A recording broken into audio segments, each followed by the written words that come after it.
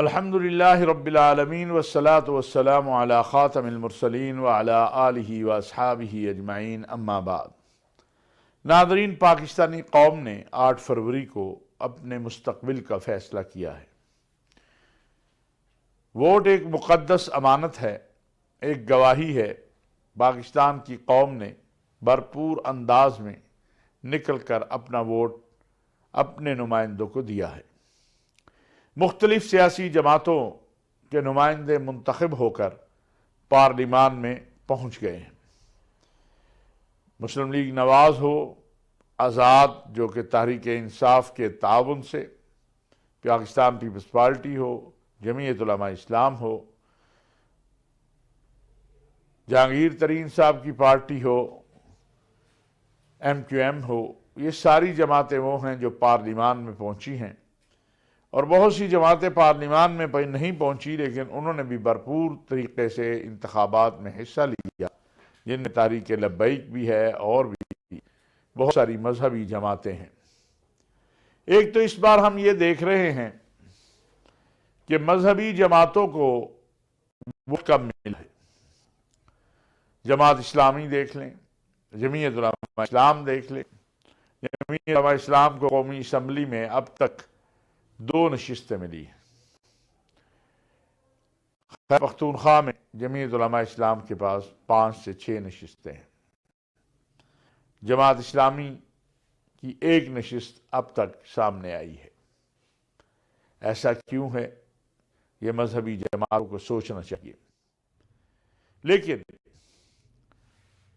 اگر ہم دیکھتے ہیں تو ایک طرف آزاد بہت بڑی تعداد میں ہیں جن کی تائید و حمایت تحریک انصاف کر رہی تھی، اور ان کے بعد یعنی آزاد تو انڈیویجول ہے، ایک ایک ہے، لیکن سارے آزاد اگر آپ ملا لیں ان کی تعداد کے بعد اگر پارٹی وائز ہم دیکھتے ہیں تو سب سے بڑی پارٹی پاکستان مسلم لیگ نواز ہے۔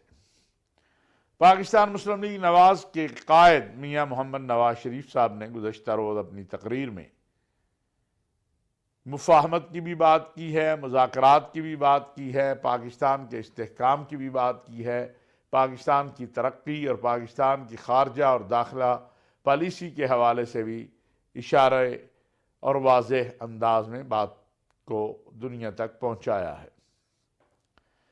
اب آنے والے دنوں میں دیکھنا یہ ہے کہ پاکستان مسلم لیگ نواز، پاکستان پیپلز پارٹی، PDM جسے آپ کہتے ہیں، وہ حکومت بناتی ہے یا کوئی اور الائنس بنتا ہے۔ ضرورت اس بات کی ہے کہ اپنے ذاتی اور شخصی مفادات کو چھوڑ کر ماضی میں کیا ہم نے ایک دوسرے کے ساتھ کیا ہے اس کو ترک کر دیا جائے۔ ماضی بہت تلخ ہے، کسی بھی جماعت نے دوسری جماعت کے ساتھ اچھا سلوک نہیں کیا ہوا۔ جو بھی اقتدار میں آیا ہے اس نے اپنے اقتدار میں اپنے مخالفین کے خلاف کہیں نہ کہیں شکوہ چھوڑا ہوا ہے۔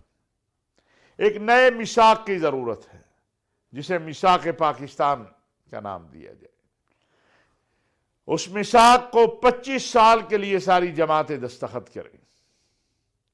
اس میثاق کے اندر پاکستان کی ترقی، خوشحالی، اقتصادی، داخلی، خارجہ پالیسی، ان سب کے حوالے سے ایک واضح لائحہ عمل ہو، اور یہ طے ہو کہ حکومت کسی کی بھی ہوگی اس کو لے کے آگے بڑھا جائے گا۔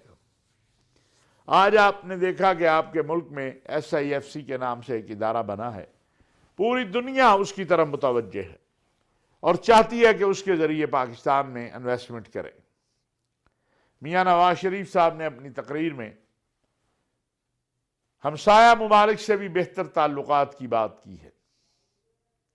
پاکستان نے تو ہمیشہ ہمسایہ ممالک سے اچھے تعلقات چاہے ہیں، لیکن بدقسمتی یہ ہے کہ ہمسائے کی طرف سے ہمارے ساتھ ہمیشہ زیادتی ہوئی ہے، اور ویسے بھی یہ تعلقات وایا کشمیر بحال ہو سکتے ہیں۔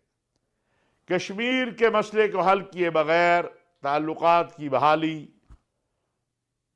ممکن نہیں نظر آتی ہے اور ناممکن ہو سکتی ہے۔ باقی جو باتیں ہیں وہ بالکل درست ہیں اور سب ان کو سمجھتے ہیں کہ پاکستان اس وقت جس بھور میں ہے وہ معاشی ہو، وہ اقتصادی ہو، وہ معاشراتی ہو، وہ داخلی ہو، وہ خارجی ہو، اس کو کوئی ایک جماعت ختم نہیں کر سکتی. اس کا حل کسی ایک جماعت کے پاس نہیں ہے. سب کو مل کر بیٹھنا ہوگا. حتیٰ کہ افواج پاکستان اور ہماری عدلیہ، ہمارا میڈیا، اس کو بھی بیٹھنا ہوگا. قوموں کی زندگی میں مشکلات آتی ہیں، لیکن جو قومیں ان میں مایوس ہو جاتی ہیں وہ زوال پذیر ہو جاتی ہیں، اور جو قومیں مایوس ہونے کی بجائے ایک نئے عزم ولولے کے ساتھ آگے بڑھتی ہیں وہ کامیاب ہو جاتی ہیں. آج اپنے سیاسی، ذاتی تعصبات اور مفادات کو ایک طرف رکھنے کا دن ہے. اگلے 3 سے 4 روز میں نئے وزیر اعظم آ جائیں گے، نئی کابینہ آ جائے گی. سب کو اس بات پہ فوکس کرنا ہے کہ پاکستان جہاں معاشی اور اقتصادی طور پر یکجہتی چاہتا ہے، وہاں پاکستان کی جو معاشرتی اقدار ہیں اس کے لیے بھی بہت جدوجہد کی ضرورت ہے. آج ہماری نوجوان نسل جو ہے اس کو جس انداز سے گمراہ کرنے کی کوشش کی جا رہی ہے اور بے دریغ سوشل میڈیا کا استعمال، جس میں صرف ایک شعبہ فیک نیوز کا ہے، بے بنیاد پراپیگنڈے کا ہے. ہمارا دشمن اسرائیل میں بیٹھ کے، ہمارا دشمن ہندوستان میں بیٹھ کے ہمارے ملک کے اندر اپنی شرارتیں کرتا رہتا ہے. وہ چاہتا ہے کہ اس ملک کی ترقی اور استحکام نہ ہو. ہمیں یہ بات ذہن میں رکھنی چاہیے کہ ہمارا دشمن چاہتا ہے یہاں مختلف تعصبات پھیلے، یہاں شیعہ سنی مسئلہ بنے، یہاں دیوبندی بریلوی مسئلہ بنے، یہاں اہل حدیث سنی مسئلہ بنے، یہاں پنجابی پختون مسئلہ بنے، سندھی مہاجر مسئلہ بنے.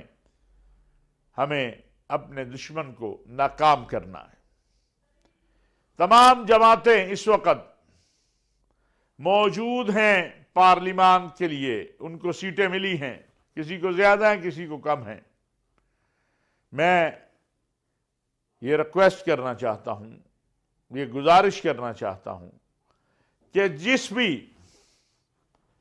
جماعت کو حکومت ملے یا اتحاد کو، وہ اپوزیشن کی طرف ہاتھ تعاون کا بڑھائے. سیاسی بنیادوں پر، اپنے پرانی رنجشوں پر کسی کو نشانہ نہ بنایا جائے. یہ میری گزارشات ہیں. ناظرین، یہ جو انتخابی مرحلہ تھا یہ ایک بڑا مشکل مرحلہ تھا. آپ کے علم میں ہے کہ اس سے پہلے پاکستان میں دہشت گردی کے کئی واقعات ہو چکے تھے. حتیٰ کہ الیکشن والے دن اور الیکشن سے ایک دن پہلے بھی ہمارے دشمنوں نے ہم پر وار کیا، لیکن الحمدللہ اس میں وہ ناکام ہوئے. ہماری فوج نے، سلامتی کے اداروں نے، پولیس نے بھرپور انداز میں اپنی ڈیوٹی کو سر انجام دیا، جس پر انہیں ہم خراج تحسین پیش کرتے ہیں، ہم سلام پیش کرتے ہیں. اسی طرح ایک اور بات بھی میں عرض کرنا چاہتا ہوں کہ کوئی شخص یہ نہیں کہہ سکتا کہ پولنگ کے دوران اس کو کسی قسم کا کوئی دباؤ آیا ہو، کسی نے اسے ڈرایا ہو، کسی نے اس کو دھمکایا ہو. یہ سب تسلیم کرتے ہیں کہ پولنگ کا عمل بڑا بہترین ہوا، اس میں کسی قسم کی کوئی مداخلت نہیں ہوئی، کسی نے کوئی دباؤ نہیں ڈالا، کسی نے کوئی ڈبہ نہیں چھینا، کسی نے کوئی. لیکن ایک دو جگہ میں نہیں کہتا واقعات ہوئے ہیں، لیکن میں اجتماعی بات کر رہا ہوں، اور وہ جو واقعات ہوئے وہ انفرادی ہیں ایک دوسرے کے خلاف، اس سے ریاست کے کسی ادارے کا کوئی تعلق نہیں ہے. اس پر ہمیں اپنے سلامتی کے اداروں کو بھی اور اپنی فوج کو بھی اور اپنے سپہ سالار کو بھی خراج تحسین پیش کرنا چاہیے. اس میں کوئی شک نہیں ہے کہ ماضی کے انتخابات ہمارے سامنے ہیں، جو کچھ ہوتا رہا ہے۔ موجودہ قیادت نے سپہ سالار قوم حافظ عاصم منیر صاحب کی سربراہی میں اور سلامتی کے اداروں کے قائدین کی محنت سے ایسی امن و امان کی صورتحال پیدا کی جس میں آسانی سے ووٹ ڈالا جا سکا۔ انتخابات کے رزلٹ لیٹ ہوئے، کیوں ہوئے، کیا سبب ہوا، وہ وزارت داخلہ بتا چکی ہے۔ میں نہیں کہتا کہ 100% چیزیں درست ہوئیں، لیکن درست کرنے کی کوشش کی گئی۔ غلطیاں انسانوں سے ہوتی ہیں، رنجشیں ختم کریں، محبتوں کو پروان چڑھائیں۔ پاکستان کو محبتوں کی ضرورت ہے۔ سب کو سوچنا چاہیے کہ ہم سے کہاں کہاں غلطی ہوئی ہے، اپنی غلطی کی اصلاح کرنی چاہیے۔ بڑا آدمی وہ ہوتا ہے جو اپنی غلطی کی اصلاح کرتا ہے اور ایک دوسرے کو قبول کرنے کی عادت ڈالنی چاہیے۔ ہمارے لیے ہمارا ملک، ہمارا دین، ہمارے سلامتی کے ادارے، اس ملک کی سلامتی سب سے اہم ہے۔ نہ ہم اپنے دین پہ کمپرومائز کر سکتے ہیں، نہ اپنے وطن پہ کمپرومائز کر سکتے ہیں، نہ اس وطن کے محافظوں پہ کمپرومائز کر سکتے ہیں۔ لہذا اللہ تبارک و تعالیٰ سے بھی دعا ہے کہ یا رب العالمین، اس قوم نے ایک فیصلہ کیا، غلط ہوا، ٹھیک ہوا، یہ آپ جانتے ہیں، لیکن یہ جو ووٹ کی قوت ہے اور جو ووٹ کی طاقت ہے، جب کروڑوں لوگوں نے اس نیت کے ساتھ یہ ووٹ ڈالا ہے کہ پاکستان میں بہتری آ جائے، تو آپ کے خزانوں میں تو کوئی کمی نہیں آتی۔ اے الہ العالمین، اے ارحم الراحمین، بہتری فرما دے، معاشی، اقتصادی، دیگر مصائب اور مسائل سے ہمیں نکال دے۔ ہمیں ان مبارک ایام میں جو شعبان اور رجب کے ہیں، پھر آگے رمضان آ رہا ہے، خوب اللہ رب العزت سے دعا کرنی چاہیے۔ اللہ تعالیٰ ہمارے لیے آسانی اور کرم کا معاملہ فرما دے، اور اپنے فلسطینی بھائیوں کو بھی اپنی دعاؤں میں نہ بھولیے گا۔ اللہ رب العزت فلسطینیوں کی، کشمیریوں کی ہر سطح پر مدد فرمائے، اور ظلم و ستم کا جو بازار یہود اور نصارہ اور ہندوستان کی حکومت اور وہاں کی تنظیموں نے شروع کیا ہوا ہے، رب العزت اپنے فضل و کرم سے اس کے خاتمے کے اسباب پیدا فرما دے۔